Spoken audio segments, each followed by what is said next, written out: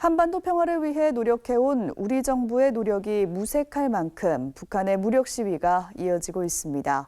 새 정부 출범을 앞두고 남북 관계에도 변화가 예상되는 가운데 한반도 평화연구원이 오늘 한반도 평화로 가는 새 걸음을 주제로 특별 포럼을 개최했습니다. 최경배 기자입니다. 기독교적 한반도 통일을 모색하는 한반도 평화연구원 KPI가 한반도 평화 증진을 모색하기 위한 특별 포럼을 개최했습니다.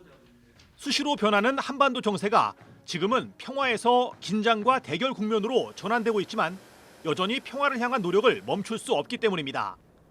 한반도 평화연구원 조동준 원장은 남북 관계와 국제 관계를 객관적으로 면밀히 살펴보는 과정은 결코 쉽지 않은 길이지만 복잡한 국제 질서를 살펴보고 현실을 판단하는 노력이 한반도 평화를 앞당길 것이라고 강조했습니다. 어렵게 보이는 길을 따라야 문제의 본질이 보이고 해결책이 나옵니다. 현상을 냉철하게 분석하는 연구자의 시각, 이 사회의 원로로서 이 사회에 지혜를 주시는 여러분들, 이 불편한 현실을 바꾸려는 열정이 조화를 이루어 한반도의 평화를 이끄는 새 걸음이 이 자리부터 시작되기를 기대합니다. 한반도 평화연구원이 마련한 특별 포럼은 한반도 평화 문제를 남북관계 그리고 국제 정치 상황에서 살펴보는 내용으로 진행됐습니다. 포럼에서는 특히 통일에 대한 우리 국민들의 의식이 점차 달라지고 있음을 확인할 수 있었습니다. 서울대 통일평화연구원이 해마다 실시한 여론조사에 따르면 통일은 얼마나 필요한가라는 질문에 1990년대에는 필요하다는 응답이 90%에 달했지만 최근 조사에서는 절반이 줄어든 44% 정도만 통일이 필요하다고 답했습니다. 또 통일이 왜 필요하냐는 질문에 대해 과거에는 같은 민족이기 때문이라는 응답이 가장 높았지만 최근엔 전쟁 없는 평화 상태를 유지하기 위해 필요하다는 응답이 높게 나왔습니다.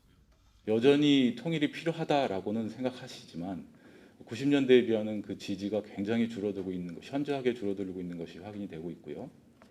그리고 민족주의적인 이유로 통일을 해야 된다는 이유 못지않게 남북 간의 평화가 없는 전쟁이 없는 평화 상태가 더 중요하다라는 여론도 굉장히 커지고 있다라는 것입니다. 우리 사회에서 이념 갈등이 커지는 상황에서 남북 통일과 평화에 대한 여론 또한 달라지고 있는 만큼 향후 핵 문제를 비롯해 남북 관계에서 발생하는 여러 사안들을 갈등 없이 조율하는 노력이 필요하다는 지적입니다. 그런 상황 속에서 어떻게 갈등을 해소하고 무엇을 우선순위로 삼고 어떻게 합의를 만들고 합의를 이뤘을 때 그걸 어떤 순서로 이행해 갈 것인가에 대해서도 굉장히 체계적인 합의를 형성하기 위한 노력이 필요하다라는. 한편 한반도 평화연구원은 기독교 정신의 기초에 한반도 평화와 통일을 위한 비전과 전략, 정책 대안을 연구해 전파하기 위해 기독교계를 중심으로 설립된 단체입니다.